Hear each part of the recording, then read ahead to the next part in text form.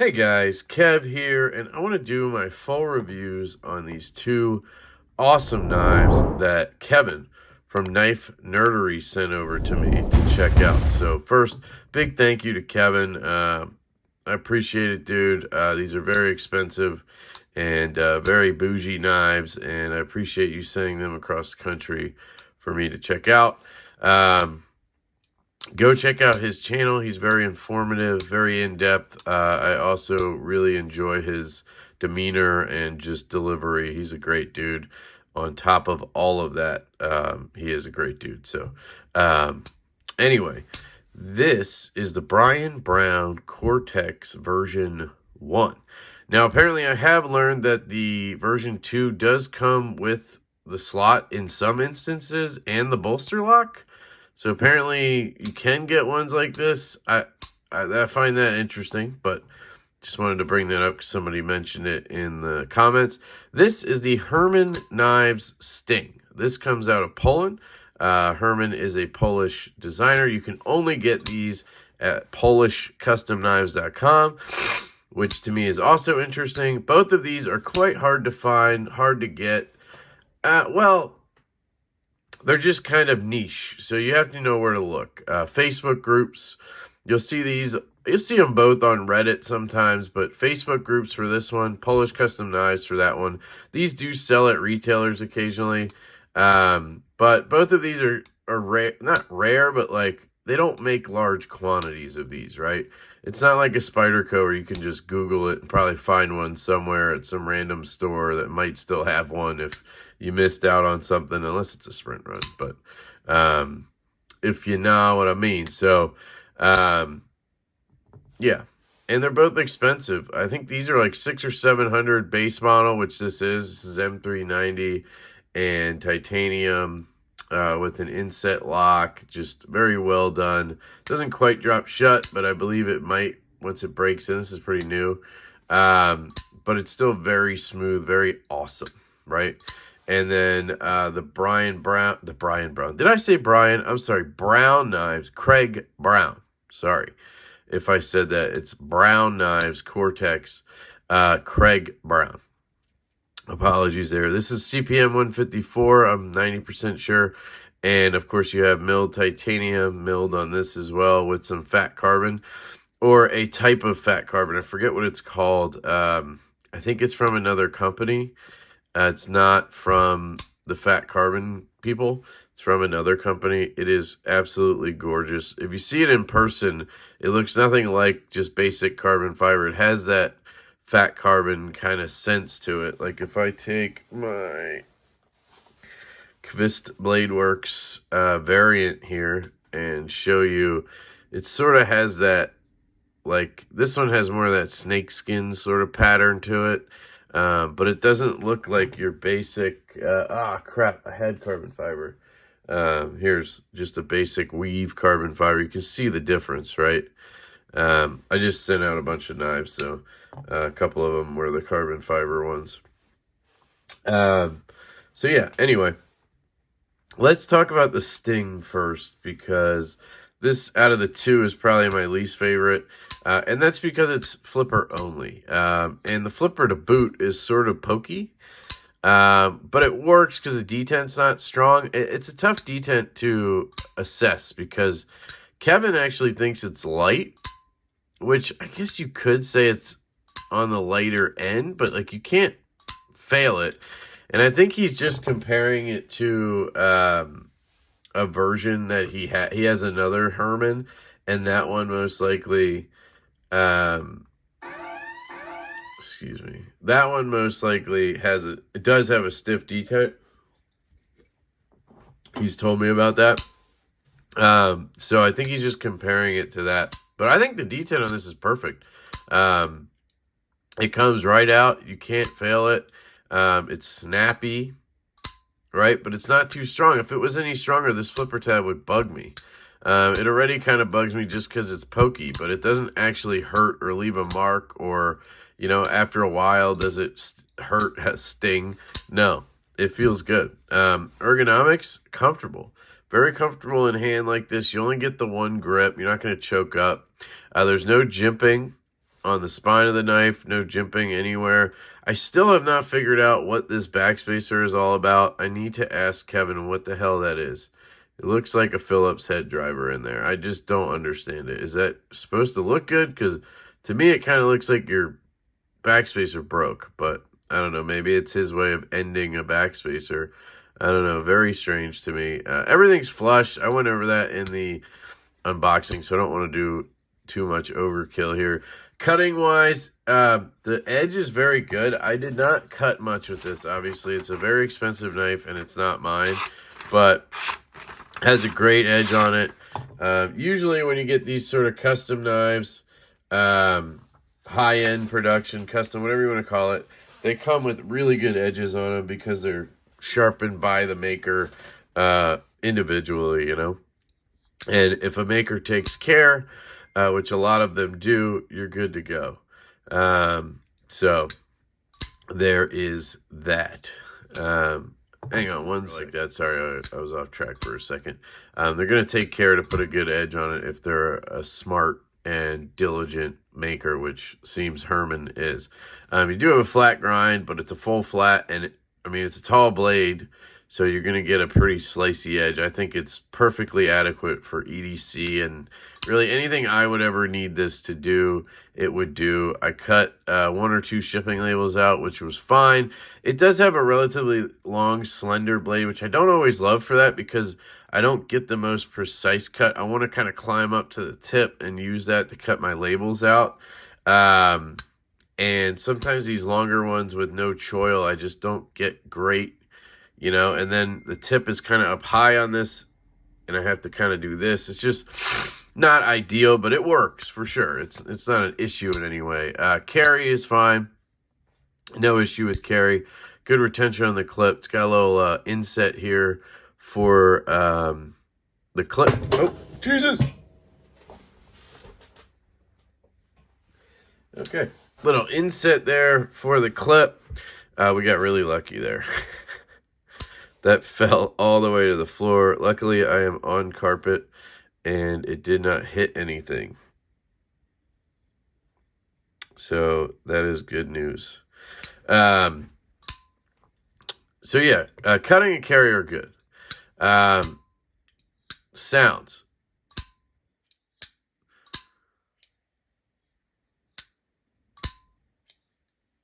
Sounds are terrific. This has Holt haptic type sounds to it. Just has that double ka-tunk when it comes out. And a lot of that is when it releases from the detent. It'll give a little pop, and then when it does this, that's where you're getting most of that sound, and then it's reverberating through the knife, which is awesome. I believe his other one is even better because it has a stiffer detent, so it does kind of pop out, has that sound on top of the ka-tunk at the end, which is awesome. I'm a big fan of this type of sound. Holt haptic, the Sharp by Design knives, at least a few that I've handled, have a similar sort of sound because they use the detent nub. So yeah, the sounds are good. The action, like I said, the detent is literally perfect, in my opinion, for what I would want. The detent is absolutely perfect. But it's a flipper only, and that's where it loses me because I need more, right? Like, I'm going to get bored of this. I love some flipper only knives, but those are the ones that eventually get sold even though I love them. Like, the only one that I can think of that I still have is the Apache Kickstop and the Malibu, but I don't count a button lock flipper as a flipper only because you have the button lock, which I never use, but it's just a different sort of fidget because you have the button right there, so you get that extra sort of satisfaction that you don't get with the flipper only, like liner lock or something, if that makes sense. I'm sure I'm missing something else I own that's flipper only. The Slayback, I love that knife. But honestly, if you forced me to sell stuff, those would probably be the first 2 to go. Just it gets boring. I'm less likely to carry a flipper only knife. That's, you know, the short and sweet of it. Some people love flipper only. That's great. you would really like a Herman. You would really like a Herman. The closing action is super buttery smooth. It's just not guillotining. I have not adjusted the pivot. I have not messed with it at all. So could very well be that it will drop shut at some point, but it's very smooth. Kind of feels like my burger where you just give it a little shakeage, but it's kind of a smooth, comfortable shake because it's so smooth, if that makes sense. You can see there I missed the flipper and I did not cut myself, so that's nice. There's nothing there to get you. You have a nice landing pad for your finger right here. I like that. Feels really good. And then lastly, I just want to talk about some small details. I mean, this knife has some really cool details that, like I said, that landing pad, the milling on the screws, pivot screws are incredible. Just really intricate milling on the pivot. This side kind of looks a little bit cheesy to me, like gaudy looking. I like this side better, but you know, everybody likes their own kind of thing. Just a beautiful example of a knife, dead centered. Again, there's that really weird backspacer. It must be carbon fiber, and then that thing, I don't know. It's very milled out inside, which is very good, obviously, for weight relief. I love the inset liner lock. That's definitely the way to go. Let's see, is it titanium? I would assume it is. Man, I'm really, like, jittery today. Yeah, it's titanium. Is there a lock bar insert?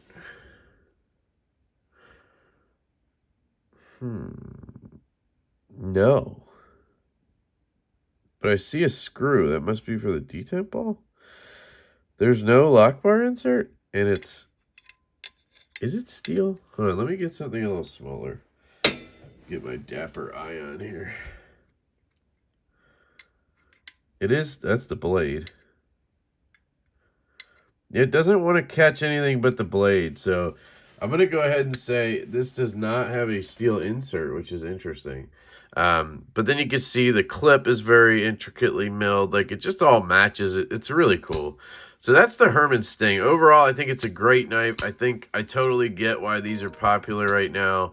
I get why, sorry, some things are going on at work and my email's blowing up. But I see why they're very popular right now. I like how he hid these the body screws under the clip.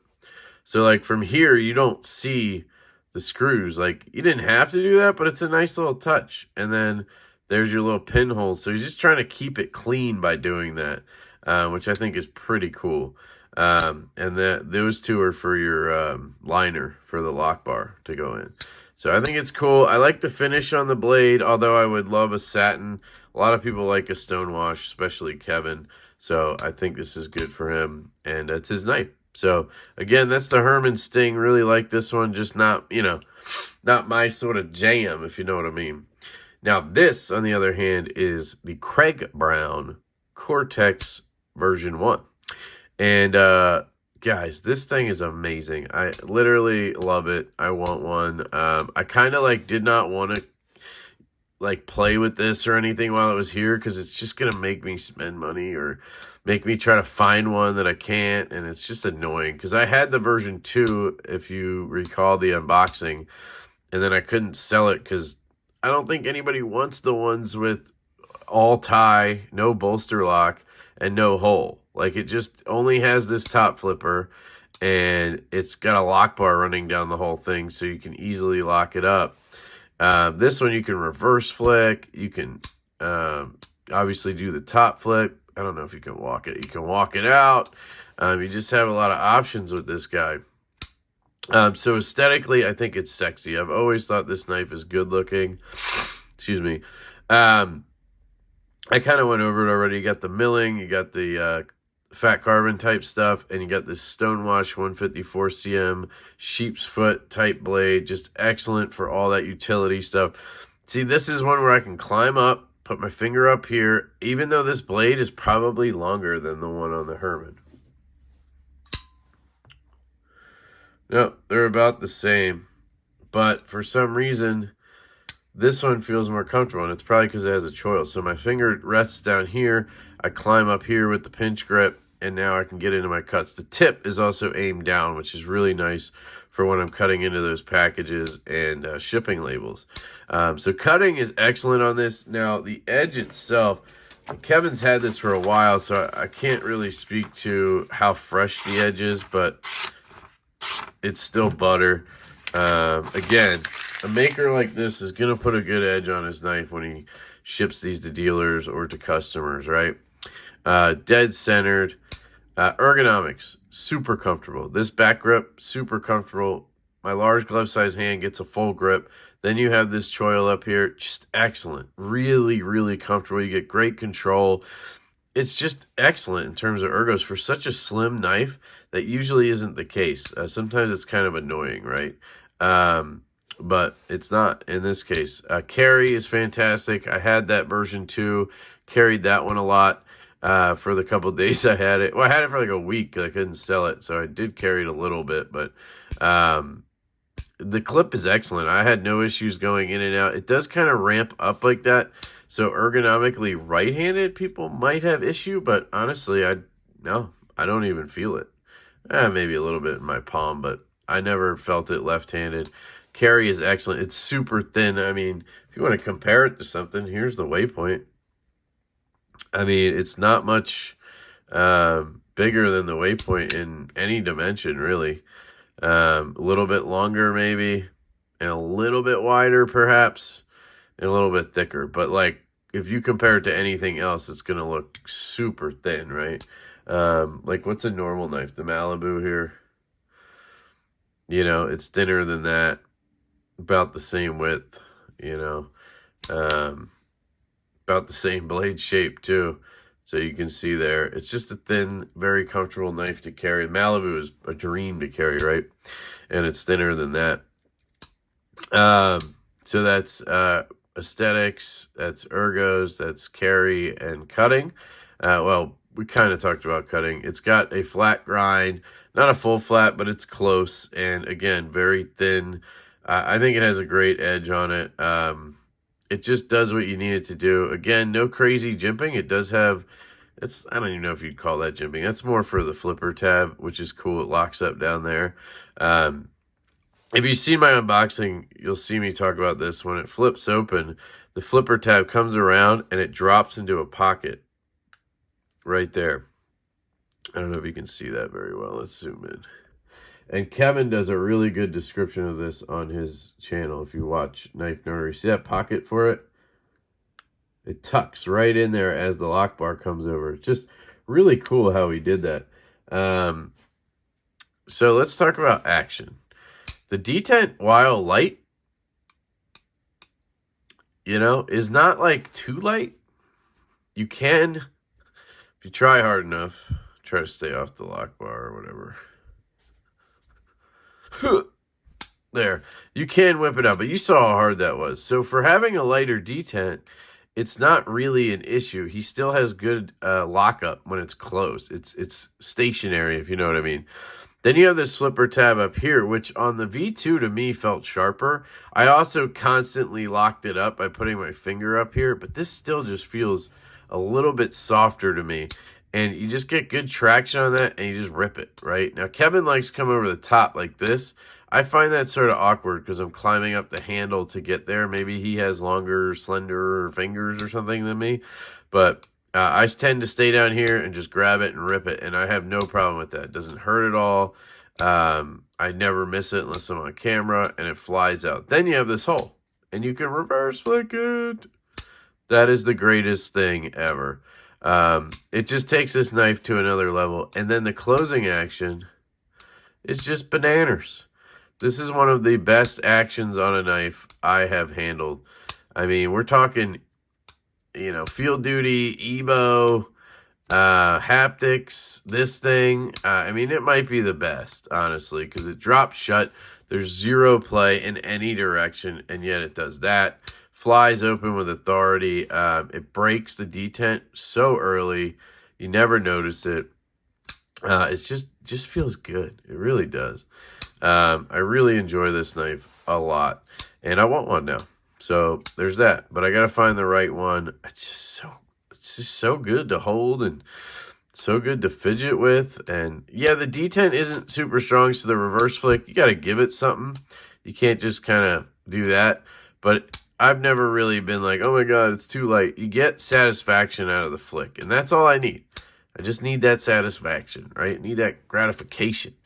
So yeah, I adore this knife. I could totally recommend this to anybody. I mean, unless you have giant hands, you can't use thin knives, or you get the V2 with the frame lock and no hole. I wouldn't recommend that one.